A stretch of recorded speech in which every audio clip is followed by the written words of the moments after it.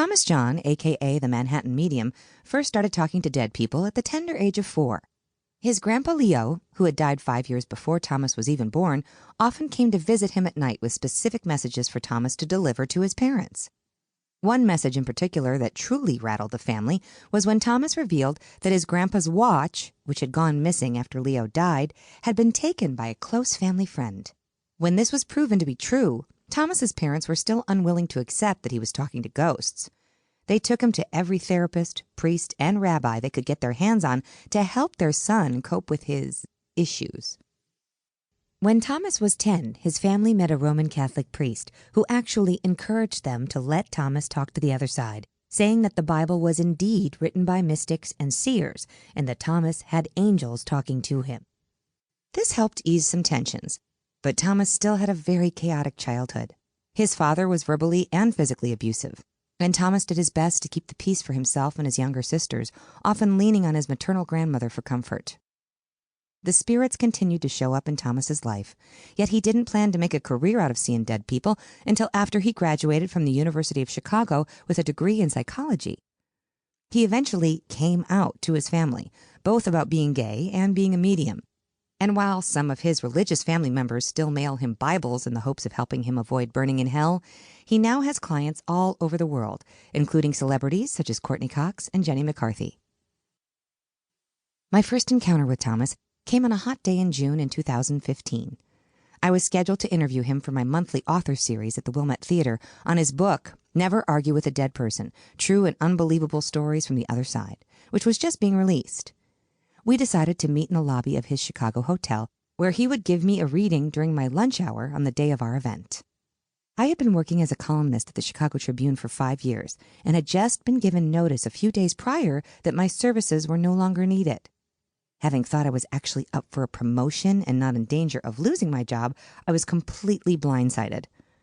I had to keep coming to work for 3 more weeks and was told that no announcement would be made about my leaving until my last day. They also insisted that I keep the news quiet to avoid any negative press.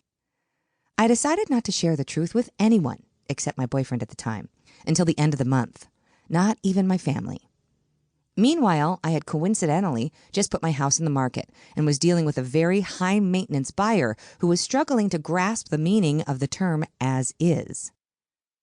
They want a $15,000 credit for a new roof and an updated electric, my real estate attorney told me on the phone before I was about to walk into my meeting with Thomas. What part of as is do they not understand? I yelled. Kill the deal. There was silence on the other end of the phone. While my lawyer was also annoyed that our buyers were a pain in the ass, I don't think he expected me to pull the plug. It was our first offer, I said. We will get another one. Okay, I'll let the buyer's attorney know, he said. I hung up the phone, took a deep breath, and went inside the hotel. Damn. As Thomas approached, I was struck by his height. He was tall, dark, and handsome, and wore blue jeans and a dark jean jacket. His demeanor was quiet, and his voice was soft and pitched higher than I expected. Let's sit over here, he said, choosing a spot in the lobby with privacy. So, have you done something like this before? Oh, yes, I said. I've written 3 books about people like you. Having interviewed dozens of mediums and psychics since my father died of a brain tumor in 2001, I've experienced everything from total frauds to people who knew stuff they couldn't possibly have known ahead of time, and everything in between. If Thomas wanted to scam me, he could find a slew of facts online very easily. I was looking for the things you can't research, the stuff that only I would know. Like the fact that I just killed a real estate deal before walking through the door. So, let me focus here, and we'll see what comes up, he said, twisting his silver ring in his finger while he closed his eyes. I know it's a common name, but do you have a John who's died? Yes, I do, I said. My grandfather. I sort of felt like not nice energy from him, like a kind of mean and tough, he said. My grandpa John thrived on conflict and was known for not speaking to family members for years if they didn't agree with his way of thinking. He had 4 marriages and didn't bother to learn some of his grandchildren's names.